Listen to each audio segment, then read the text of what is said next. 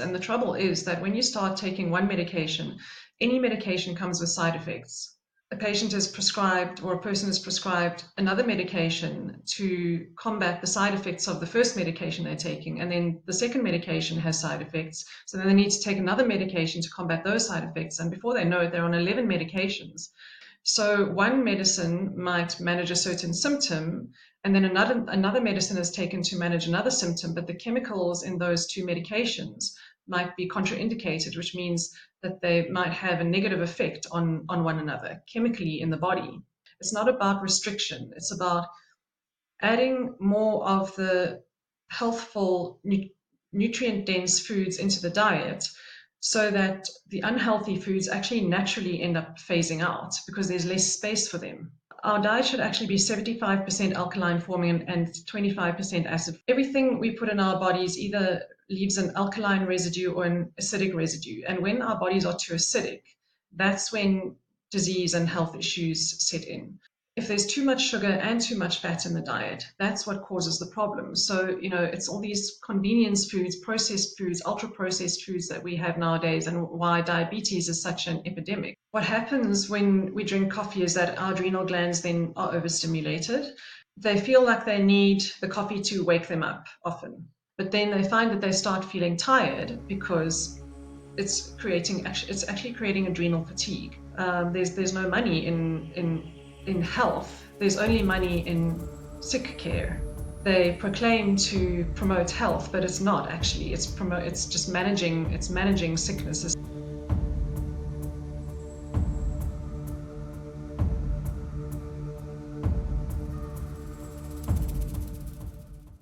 Greetings, seekers of ancient wisdom, and we are back again. Today, we're talking about aging gracefully, how to prevent illness and how to maintain this wonderful body for a long time in a good, healthy state. So to talk about this wonderful topic, I'm joined by Candice Johnsen. She's a health coach and an expert in this field. So Candice, welcome to the show. Thanks so much, Deepak. So Candice, I've noticed as I'm getting older, like I'm in my early 40s now, I have a lot more aches that I didn't used to have. Like my knees ache a bit more, my lower back aches a bit more. I've noticed my digestion is not as robust, as it used to be when I was younger. Definitely my fitness levels, even though I am trying to keep fit, I can notice that, wow, sure, this used to be easy when I was in my 20s, but now running 5 kilometers is like, wow, this is a bit hard. So aging is just something that we all experience. But you're saying you can gracefully age? What does that even mean? Thanks for that question, Deepak. And what you just shared is so common with so many people in this phase of life. So for me, aging gracefully means being independent. And I think a lot of people associate aging with a healthy lifespan or a long lifespan, living longer. But for me, it means how long is your health span? And there's a difference because we can live a long life, but what is our quality of life when we're living for that length of time? A lot of people are on medication, they have to have operations, maybe medication for the rest of their lives, they struggle to walk. So what is the actual quality of life? So it's not just about how long we're living, it's what is our quality of health while we are living for that length of time. So that's what I help people with mainly, is to be able to live a long and healthy and independent life. And for me, that's what aging gracefully is, aging with dignity, because we are full of life and our bodies are functioning properly. We're not dependent on others for our health, and we're not outsourcing our health to medication. Yeah, and it's so common that I see in the older generation, there's so many of them that walk around with these pills with like days on them, like the seven seven little compartments, like little mini pill holders, and they have 5 or 6 pills in each of them because this is how many things they need to take on a daily basis. And it was like quite strange for me when I first saw this. I can't remember, maybe 10, 15 years ago. But now it's like quite common, in the older generation. Even my dad, my own father, has this little compartment package that he carries around with him.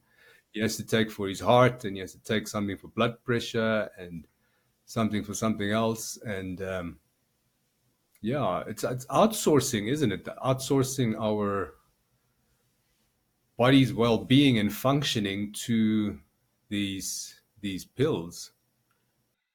Yeah, you raised such a great point there, Deepak. You know, we some of the clients that I work with, they are on, some of them are on many medications. And the trouble is that when you start taking one medication, any medication comes with side effects. So often a patient is prescribed, or a person is prescribed another medication to combat the side effects of the first medication they're taking, and then the second medication has side effects, so then they need to take another medication to combat those side effects, and before they know it, they're on 11 medications. And all of these medications have contraindications, they all have side effects, and so their health doesn't necessarily become better. They're only managing the symptoms. They're not, medication can never really heal. The body is designed to heal itself if it's fed correctly. But when when we start taking medication, then that almost becomes like a snowball effect of needing to take another one and another one to manage all the side effects. And um, medication can help to manage those in any condition, but it's never going to heal it or cure it. And it's only going to introduce more toxicity to the body, more toxins for the body to release. So it can actually be quite dangerous when a person starts to take multiple medications, because then there's so many contraindications to manage, and often doctors don't necessarily look at that. Often when I'm consulting with clients and I share the side effects of all the medications they're on, they're horrified, and they're like, how can my doctor actually prescribe this to me? Because people aren't aware. They trust in their doctor um, to give them medication that is going to help them. And yes, as I said, it may help their symptoms, but it's going to cause a lot of complications further down the line. And if we feed our bodies correctly, the less likely we are to have to take medication. So you use the term contraindication. Is that right? What does that actually mean? Okay, so great question. So medication is made up of pharmaceutical formulas, chemical formulas, and certain chemicals will have a reaction with another chemical. So one medicine might manage a certain symptom, and then another medicine is taken to manage another symptom, but the chemicals in those two medications might be contraindicated, which means that they might have a negative effect on one another chemically in the body. Um, and I think according to the CDC, medication is the fourth cause of death in the world. Um, because of faulty combinations of medications. So it can actually be quite dangerous if that isn't managed correctly. That is so interesting that this has become the norm because when when I'm just going to use an example, like a friend of mine who had acid reflux issues, and it become so severe. I actually did a podcast with him as well, talking about this. Then he went to the doctor because it was so severe. The Rennies and the Gaviscon was not working, and it became like a chronic acid reflux. So the doctors prescribed him a PPI, a proton pump inhibitor, right? And this was so perplexing to me. So their logic is like, okay, well, there's too much acid in your stomach. So let's just turn off the acid pump because that's what a PPI does. It inhibits the pump that secretes acid into the stomach.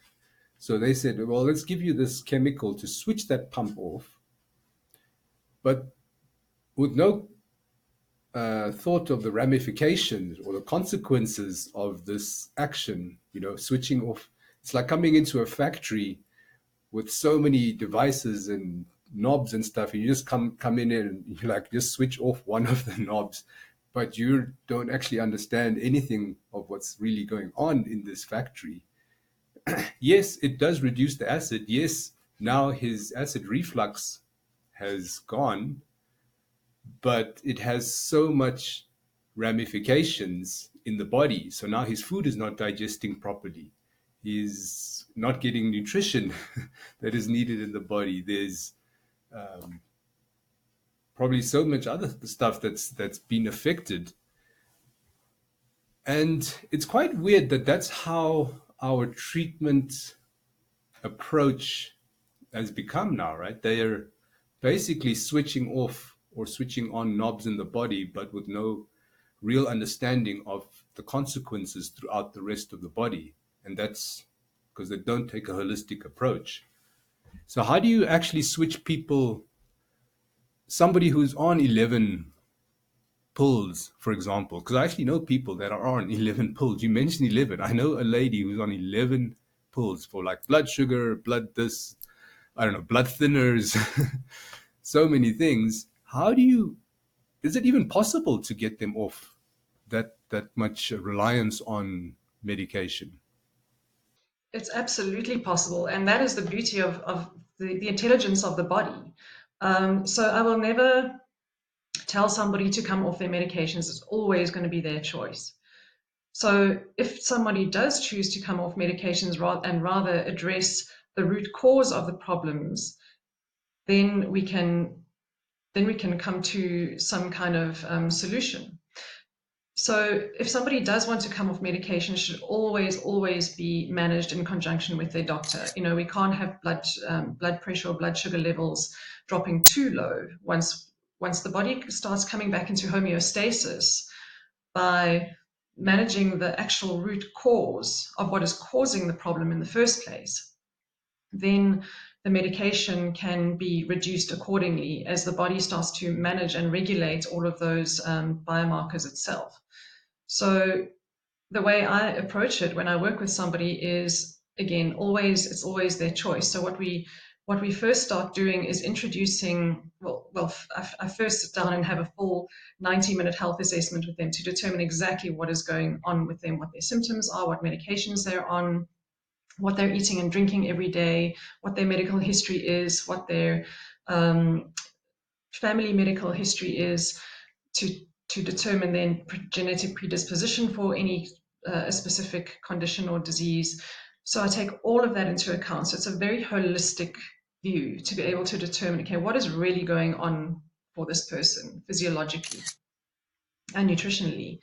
And then we start making small adjustments. And the body can actually respond quite quickly when we start making nutritional and lifestyle adjustments. So it's really about allowing the body to heal itself by feeding it correctly, as I mentioned before. So we start introducing more of the healthy foods. So I don't even necessarily take the approach of now you must stop eating this, you must stop taking that, it's not about restriction. It's about adding more of the healthful, nutrient-dense foods into the diet so that the unhealthy foods actually naturally end up phasing out because there's less space for them. So it's a very beautiful transition where the person doesn't feel deprived. And then the body starts to respond naturally. And that's when we can start looking at reducing medication. I was recently working with a woman who did a 6-week program with me, and she went to her psychologist, and her psychologist said, I can see you doing so much better. Let's start reducing your anti-anxiety medication. So, it's always up to the person to work in conjunction with their doctor, as I said, to start reducing medication. So it can be reduced over, between 6 months to a year, gradually phasing it out as the body starts to heal itself. So you're saying the key is the nutritional shift that the patient needs to make. They need to start eating more nutrient dense foods. This is also what really I advise my patients as well. I say there's there's like 4 or 5 things you can do to change your wellness, right? You can eat better food and water, exercise, sleep good. And then I always throw in like meditation, yoga, because I feel it has like a nice spiritual connection to it. And then there's medication, right? And I give like homeopathic medicines or energy medicines. But I tell them that of these 5 or 6 things, actions you can take, the medicine is just one. And it's probably the least effective of all of them. And the most effective is by far nutrition, what you put into your body, what your body has available to do the repair. So I'm also of the philosophy your body can heal itself. It knows what to do. All we need to do is give it the right tools and the minerals and nutrients, vitamins, etc., that it needs to do the work, and make sure that it's well rested. And then that's where exercise and good sleep come in. So it's amazing. The body can really, really transform and do magnificent healing itself. It doesn't need a lot of external, additional external stuff. As long as you're putting in good natural food. And maybe this is where we can talk about the food and what kind of food you think is good. Because I like to say or tell my patients, eat as whole or natural foods as possible. Yes, you can do a little bit of cooking, maybe stir fry it, steam it, boil, whatever, but you don't want something that's heavily packaged, processed, right? How do you make that distinguishment in the foods? I'm 100% with you on that, Deepak. So it really is about choosing foods in their most whole, natural form as possible. And yes, they're going to be blurred lines when it comes to that. Um, but I think a lot of people underestimate as you say, the importance of nutrition and the value of nutrition in addressing actually very simply most conditions that people find they have to deal with in their lives. So that's what it means to address the root cause of a condition. When we are feeding our bodies, firstly, a primarily alkaline forming diet.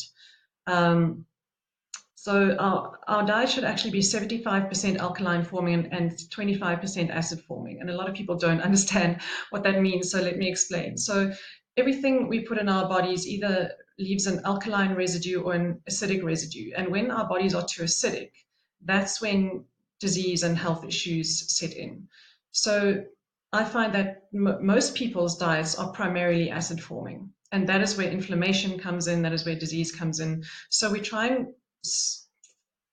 switch the balance to be more alkaline forming and less acid forming. So acid forming foods are still important in the diet, but it's the ratio that we need to balance. So what I do is introduce more alkaline forming foods into the person's diet so that the inflammation immediately starts reducing. So that would definitely be related to whole foods, primarily fruits, vegetables. Grains can still be acid forming, so it's less of those, and primarily natural fruits and vegetables. And that is going to create, firstly, an acid forming, an alkaline forming diet. I also like to try and introduce a lot more raw food into people's diets. Most people will cook their food, or they'll only have cooked meals or processed meals. And when we start introducing more raw food into the diet, firstly, it's higher vibrational food, for one thing, if we're talking spiritually. But secondly, it's highly alkalizing. There's loads of antioxidants, fiber, phytonutrients, all the properties that promote health and longevity. So, it does need to be a balance. When I do take someone through a health assessment, I also, find out what their preferences are. We never want to make someone feel like they are doing something radical. It's got to fit into someone's lifestyle. It's not about a diet change. It's about a lifestyle change. So, if we're working with someone's preferences as well, then they're much more likely to stick with that and make it part of their lifestyle than feel like it's a diet and it's temporary, because that's not going to be a long-term solution. It's got to be sustainable. So definitely the same as your approach. So it's not, cooked food is not a bad thing. I just try and introduce a lot more raw foods. So, starting the day with some fruit, which is a natural form of sugar. And this is where I know we were also going to discuss sugar when we first started discussing what topic we we're going to chat about today.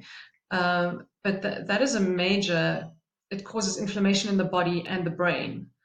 So when we can replace refined sugar that is highly, highly inflammatory with natural sugars that come from fruit, and a lot of people will say, but fruit contains so much sugar.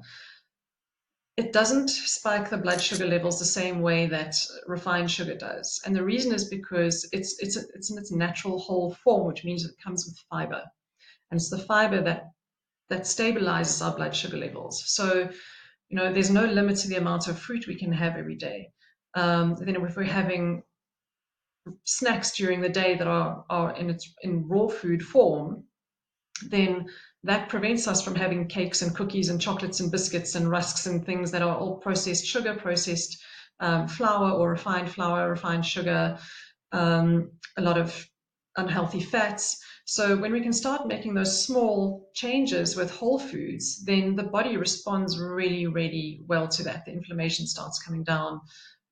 So yeah, I 100% agree with you about following a whole food approach. But having said that, nutrition, a lot of people underestimate that every single thing they put in their bodies it actually becomes them.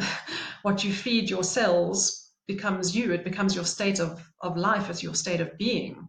And that's, I find, greatly underestimated. So it's re-educating people. I like to make my work with clients very educational so that they understand why what they're putting in their bodies is having a certain effect, whether it's going to have a negative effect or a positive effect.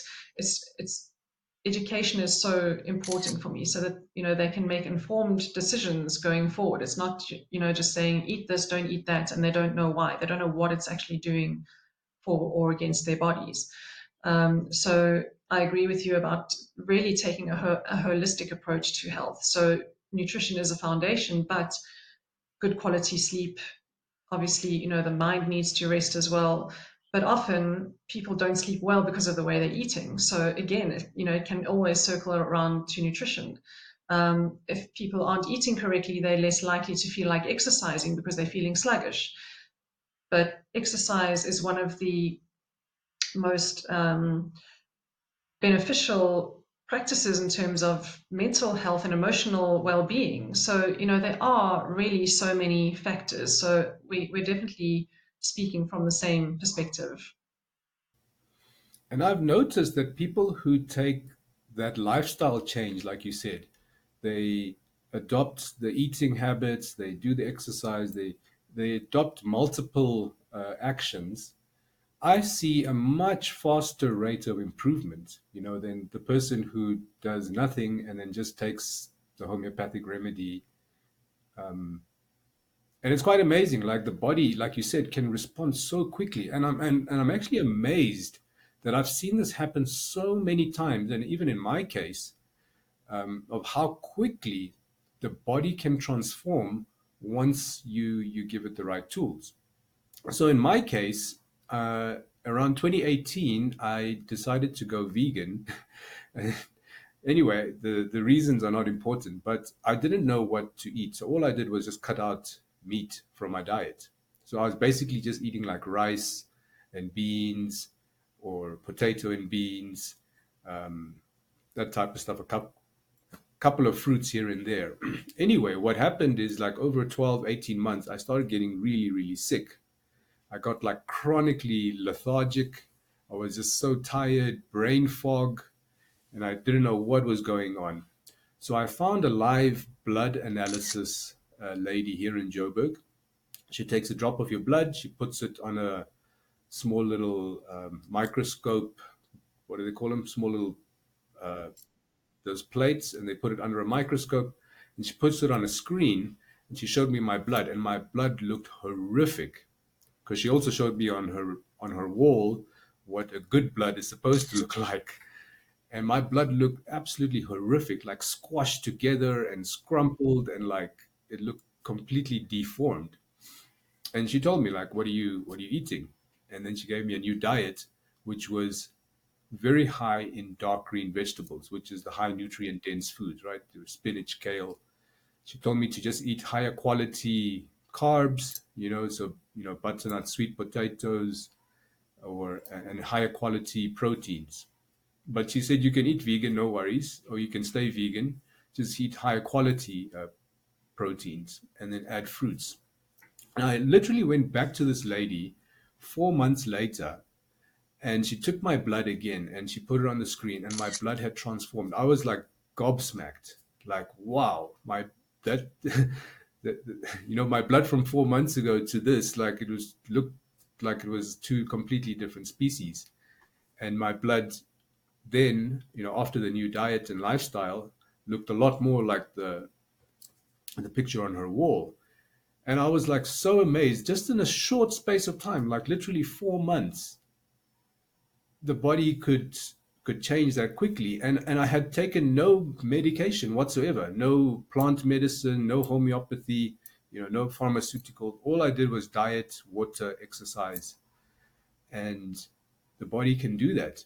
It's really amazing. We don't really appreciate what this body or technology that we're able to perform. And yeah, you're so right. So what about diabetes? Because I want to get into the sugar topic, and diabetes obviously being heavily linked to sugar. Is diabetes also manageable? Because we're given the perception or rhetoric that you get diabetes and yeah, you're going to be taking insulin for life. Yeah, great question. Well, firstly, I just want to go back to your beautiful, beautiful example of your own live blood analysis and how quickly the body can change. And if I can also just, before we move on to the sugar topic, just add that um, I've always believed that, some people might transition to a vegan diet for health reasons, some might be for ethical reasons, but for me, vegan doesn't necessarily mean healthy, as I think you might have discovered with your live blood analysis tests as well, because vegans can still eat a lot of sugar and not eat nutrient dense foods. So it's just cutting out meat isn't going to be enough to sustain them, as you felt in your own body yourself when you just didn't feel healthy at all. So, it really is about getting the right types of nutrients. So I'm really, really pleased that you made those balances and that your blood is looking healthy. That was a really, really great example. Thank you for sharing that. All right, great. Then awesome question about diabetes. So diabetes is absolutely controllable and reversible, and through diet alone and no medication. In fact, there's a doctor called Dr. Neil Barnard, and he developed a diet for reversing diabetes. So again, it's not just a diet; it is a lifestyle. It's a way of living, and the role that sugar plays is that it will it will increase our blood glucose levels to the point where it's saturated. So there's too much sugar going into our bloodstream too quickly, which prevents the release of insulin by the pancreas to manage all of that overload of sugar. So our pancreas then starts functioning, well, it malfunctions so that it can't regulate our blood sugar anymore. So refined sugars is what plays a role there. But what a lot of people underestimate is that a diet that's high in fat also is a problem for diabetes, because it almost like Dr. Barnard uses this analogy of a lock where the pancreas, secretes enough insulin to be able to manage our blood sugar levels, but when there's too much fat in the diet, that blocks the pancreas from being able to release insulin, and that's what causes insulin resistance as well. So if there's too much sugar and too much fat in the diet, that's what causes the problem. So, it's all these convenience foods, processed foods, ultra processed foods that we have nowadays, and why diabetes is such an epidemic. So, people can go on Ozempic and all sorts of, even insulin, but that doesn't get to the root of the problem. Again, that just manages the symptoms. So the problem is really the diet and lack of exercise as well. So exercise really is helpful for reversing diabetes, but again, a whole foods diet, as we've already mentioned, as well as primarily plant-based, is what reverses, firstly prevents, and secondly reverses diabetes. So even type 1 diabetic, so there's a difference between type 1 diabetes and type 2 diabetes. So type 1 diabetes is usually from childhood, and it could be either due to some kind of shock in the young person's life, or it can be because of, often it can be related to being fed cow's milk. So it's the cow's milk, the protein in the cow's milk, that can actually cause type 1 diabetes in childhood. So type 2 diabetes is purely lifestyle related. It's only because of the way we live and the way we eat. So that is 100% reversible and manageable with diet and lifestyle alone. So it really is about removing any refined sugar from the diet, removing most fats. So it'll be all the saturated fats that need to be removed from the diet, but there are healthy fats that do need to be included. So that would be fats like nuts, seeds, avocado, cold pressed oils like olive oil, for example. So those are still beneficial to the diet, but it's the trans fats, it's the heated fats, the processed fats, those kinds of foods, the ultra processed foods that really promote diabetes. And if we look at it holistically, diabetes is a condition of the endocrine system. So the endocrine system is the system that sends hormonal signals throughout the body for almost every single body function. So the pancreas is part of the endocrine system, and the adrenal glands are also part of the endocrine system. So when the adrenal glands actually work in conjunction with the pancreas to manage our blood sugar levels. So when we are overstressed, our adrenal glands are producing too much cortisol. When we are having 5 cups of coffee every day, our adrenal glands are overstimulated and not working correctly. So even that alone can affect our blood sugar levels and our the ability of the pancreas to manage our insulin levels, because if it's working in conjunction with the adrenal glands, then there's a disconnect there, because the adrenal glands are not being able to function properly, and therefore the pancreas doesn't function properly. So that is how the endocrine system works. All of the glands create this very delicate network that relies on one another. It's not like the pancreas only manages our blood sugar levels or our insulin levels. That's not the case. It's a there are multi functions throughout the endocrine system, and some of them overlap. So when one part of the endocrine system is not functioning properly, then it has a domino effect on all the others. So, it's really this delicate system that we've got to get right and balance, with the way we feed our bodies and the way we rest, the way we exercise, managing our stress, all of those things.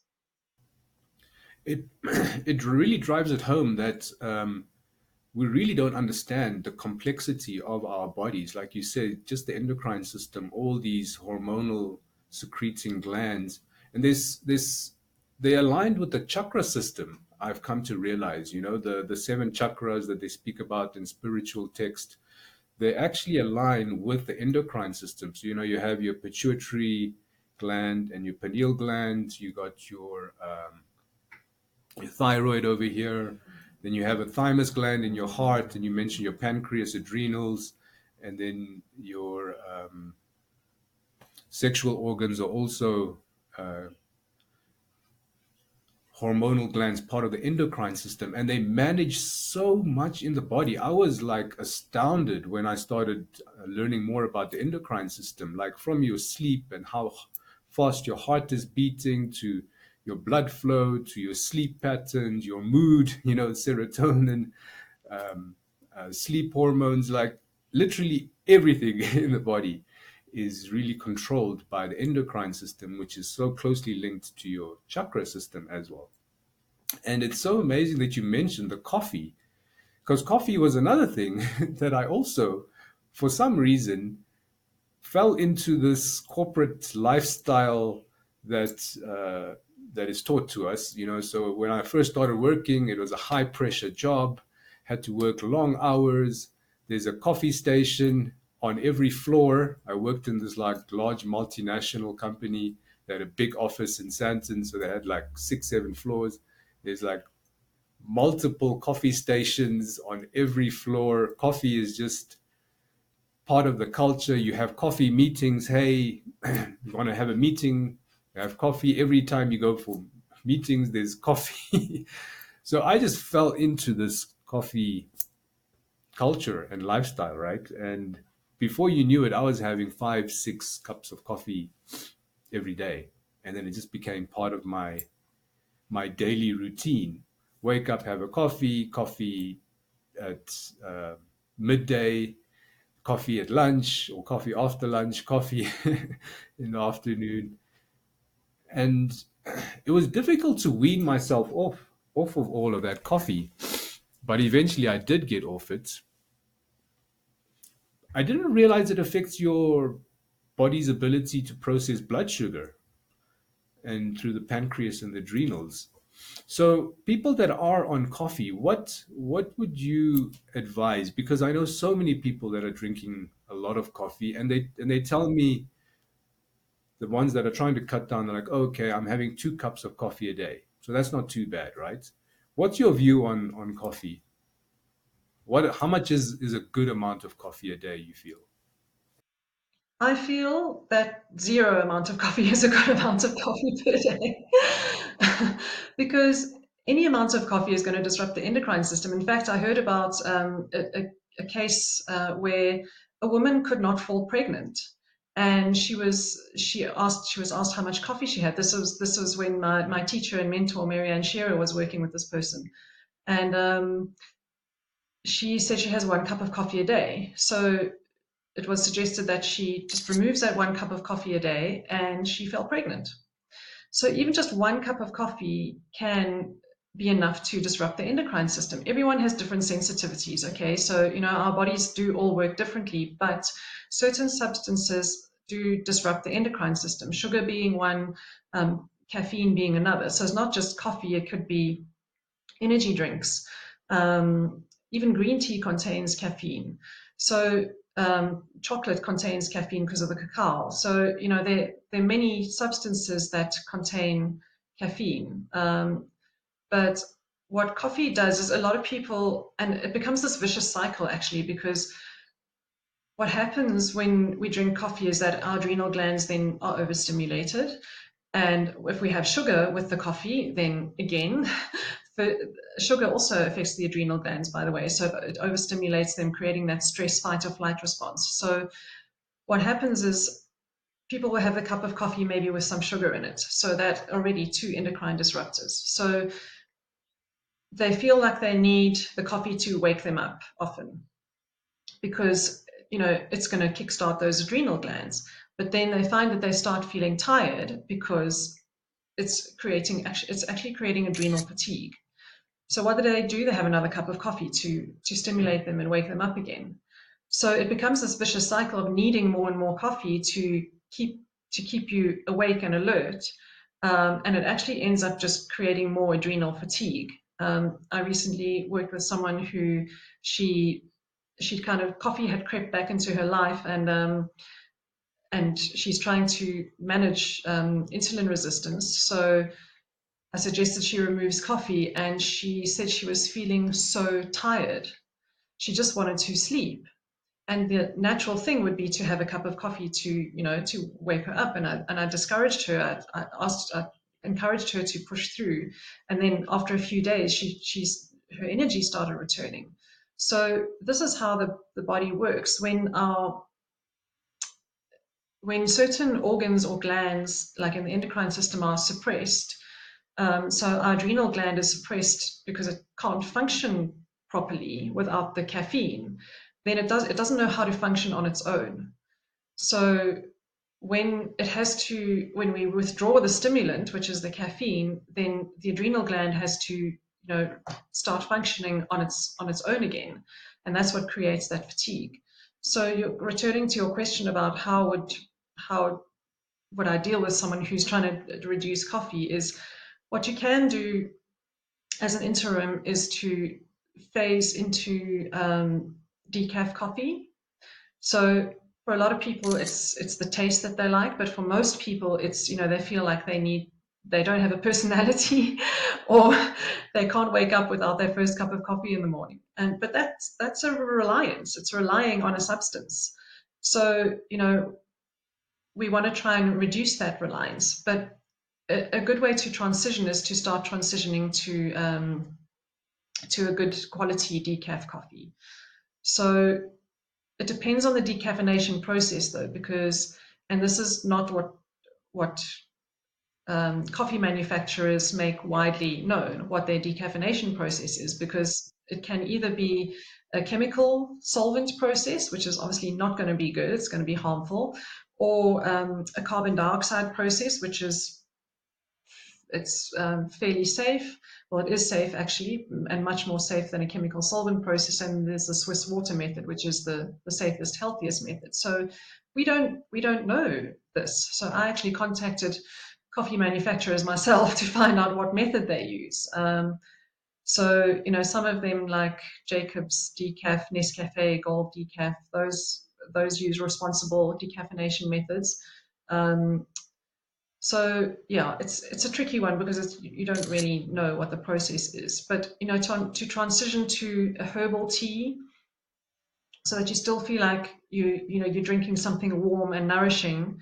Maybe it's a chai tea that contains spices, as long as it doesn't contain black tea, because again, that's caffeine. Coca-Cola is a massive one. People are also addicted to Coca-Cola, which is sugar, caffeine.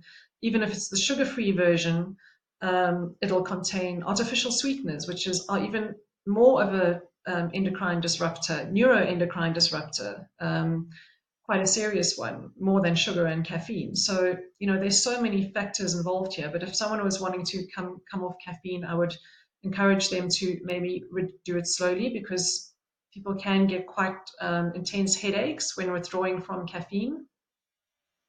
So, you can phase it out and have 1 cup less per day, and just, manage the headaches and manage the fatigue until the body starts to adjust and the adrenal glands start to adjust.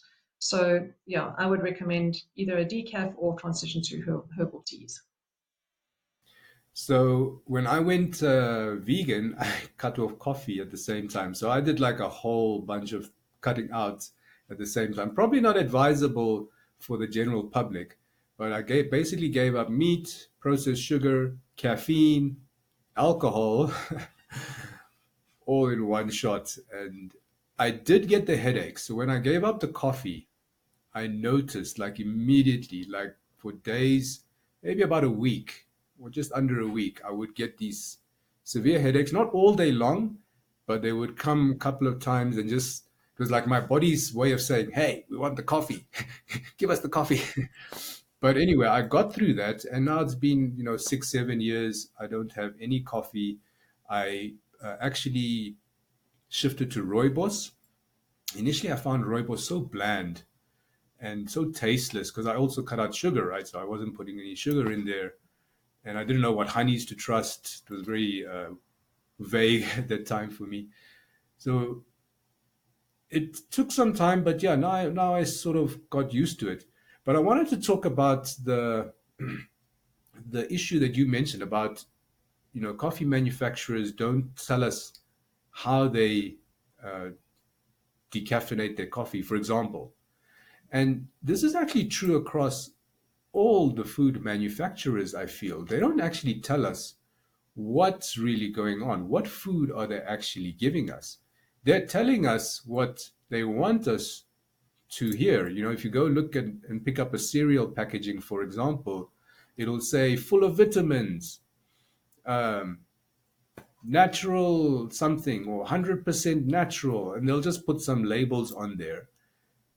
And this is what we believe, and they bombard us with these terms so that we believe, okay, this is full of vitamins, is great as a cereal for my daughter.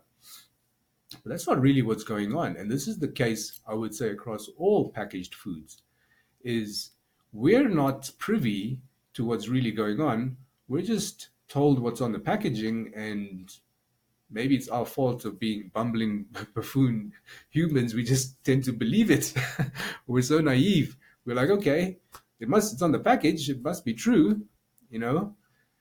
And as I shifted to whole foods and made this transition and started learning about what goes into the foods that are processed, I was flabbergasted. Like you mentioned the aspartame, in the artificial sweeteners. So they actually give this to diabetics, right? They say, well, okay, if you can't handle processed refined sugar, we'll give you this other stuff. It tastes sweet.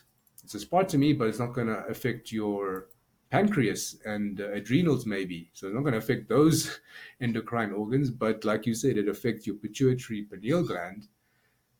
That's the side effects of aspartame, the artificial sweetener. So how do you think we educate people to stop believing the labels, the marketing machine, the the very clever ploys to manipulate us to buy the stuff? How do we distance ourselves from that and actually educate the public to go a layer deeper and see, well, what are the actual ingredients in this stuff? How do they make it? What is the process?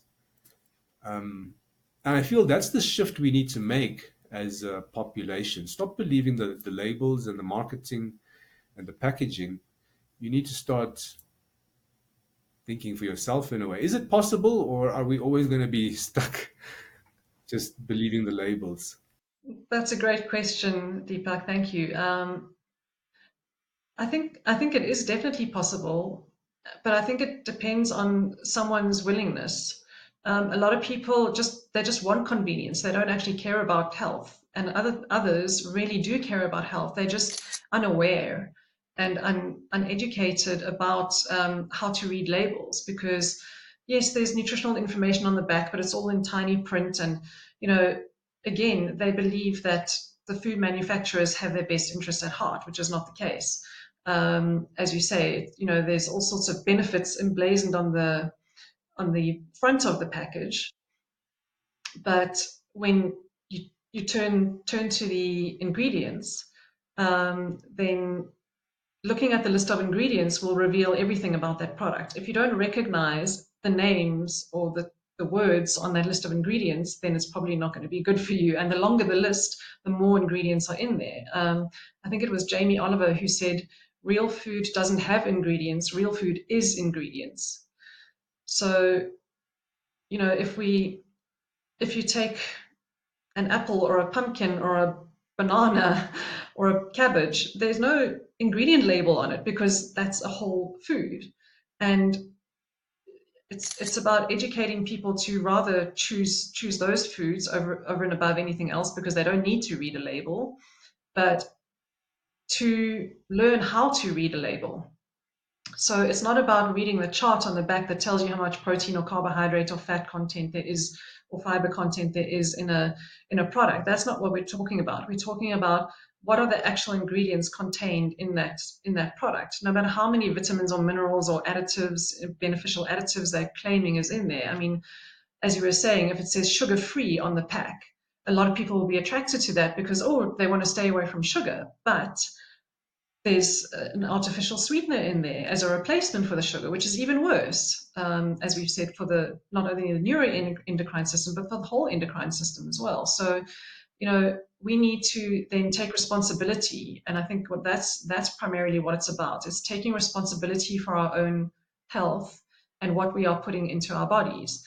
Um, if the first or second ingredient is sugar, then on that label, So the way a label works, which I'm sure you know, but maybe the listeners don't know, is that whatever ingredient is listed in order of priority is the quantity.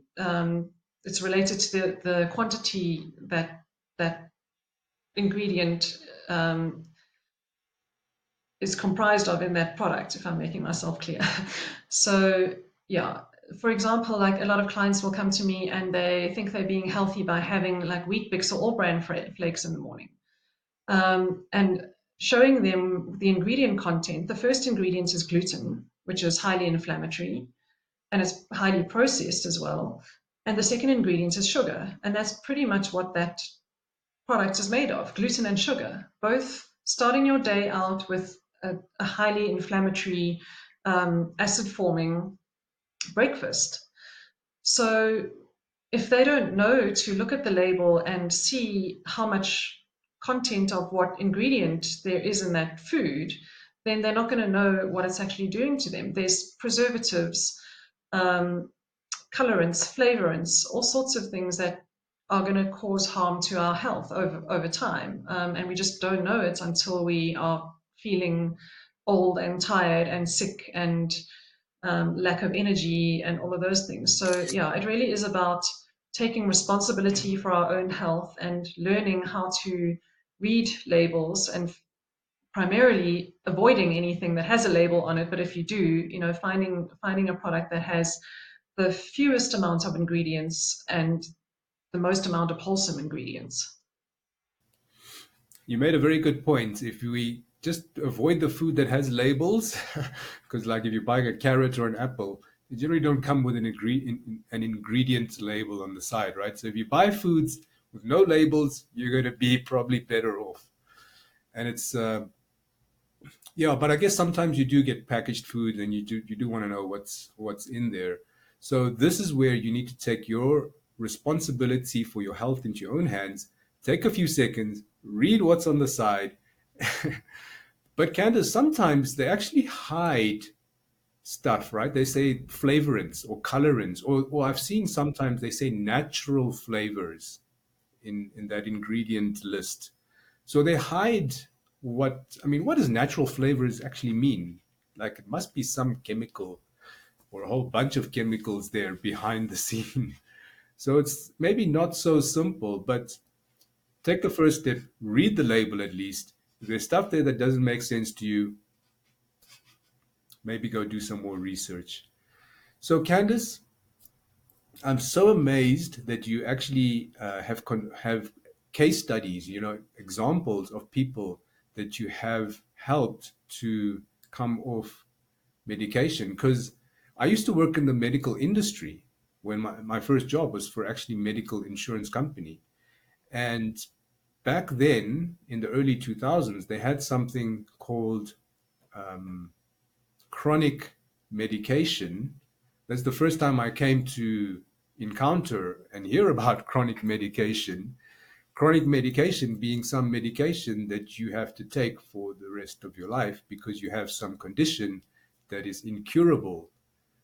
That's that's the whole premise of chronic medication. And there was like the 27 primary chronic illnesses, I think, or something that all medical schemes had to cover.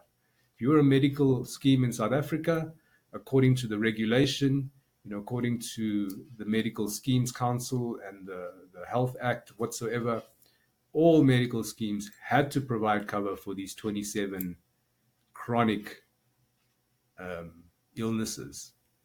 And chronic management and the meds, and then there's this whole argument about generic versus original, and it's so confusing. But now that I've come out of that system, I'm thinking like, wow, this chronic thing is so unnecessary. People don't need to be on chronic meds. Medical schemes should not be encouraging chronic meds. They should be encouraging dietary changes, and lifestyle changes to get your body back to balance. Stop stimulating. This is, I think, what I learned from you today. A lot of these things that overstimulate the endocrine system, whatever overstimulates or affects it or interrupts it, That's generally going to be bad. So remove all that, and then your body will, over some time, balance itself. Make sure you give it the right nutrients and lifestyle, and then you can get to health and be rid of chronic medication. Chronic medication doesn't have to be a lifelong thing. Or chronic illness, sorry, it doesn't have to be a lifelong thing, as long as you make a lifelong lifestyle change. I mean, isn't that amazing? That's really what you're trying to tell people. Make a lifestyle change, and you will have a lifelong health.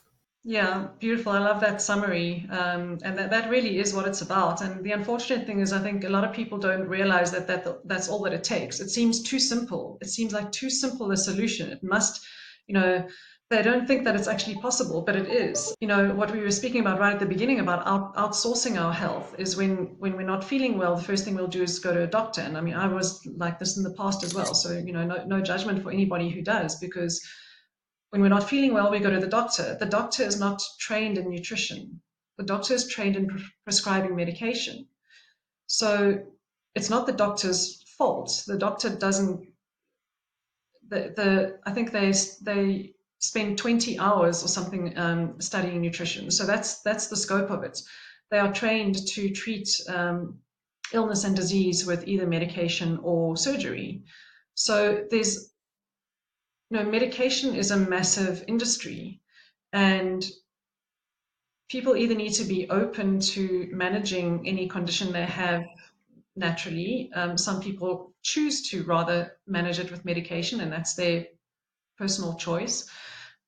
But I think what a lot of people don't realize is that we don't need to rely on medication. We can actually heal ourselves naturally if we're treating the body with all the correct nutrition and lifestyle principles.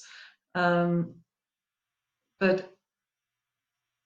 the medical aids focusing on a holistic approach or a natural approach doesn't make them money. And that's what perpetuates this system of chronic medication, of medical aids, because there's no money in health. There's only money in sick care. So yeah, there's quite a difference in that. They proclaim to promote health, but it's not actually. It's just managing sickness. It's not promoting health. Because pharmaceutical industry is huge. I wanted to give you one case example, and then we can sort of conclude the podcast. So my father started getting severe pains in his abdomen. First started off as acid reflux, and he was taking Gaviscon, Rennies, and he was doing this for decades. Every couple of days, acid reflux, pop a Rennies.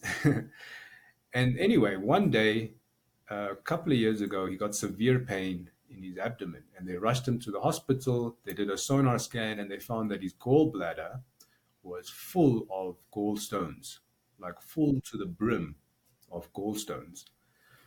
So the medical system, I think the doctors recommended that we have to surgically remove the gallbladder. And it's a very simple operation. I came to learn that it's actually quite a common thing. They cut out your gallbladder, and the tube that goes to the gallbladder, they take that and they put it straight into your stomach. So the bile that comes from your liver doesn't go to the gallbladder first, it goes straight now into your stomach. And then you have to take some medication, and it's a very simple operation. It's a couple of hours, and you carry on with your life. So that's what they had booked my father to do, to go and have a gallbladder removal. So I immediately stopped him and I said, whoa. If you take your gallbladder out, can't put it back in. So let's just try some alternative stuff first. And if it doesn't work, you can go remove your gallbladder if you need to. So I gave him immediately a milk thistle dandelion tincture. So that's very good for the gallbladder and liver, homeopathically. Then I started giving him some energy medicines and radionics medicines. But the most beneficial thing he did was something called a gallbladder liver flush. I'm not sure if you've come across it, or a gallbladder cleanse or liver cleanse. But basically, you drink like half, or you drink quite a lot, like uh, a cup of oil and lemon juice. You have to have Epsom salt. There's a whole procedure, but what happens is it flushes the gallstones out of your system. And my father went through this, and he actually saw the gallstones coming out in his stool, like hundreds and hundreds and hundreds of gallstones. You can actually see them. They're small little green balls that float in the toilet water because they're lighter than water, or less dense than water, so they float. And he got hundreds of them out. He did the flush twice. The second time there was less stones that came out, and then he went back to the hospital, and they did another sonar scan, and they said his gallbladder was basically clean.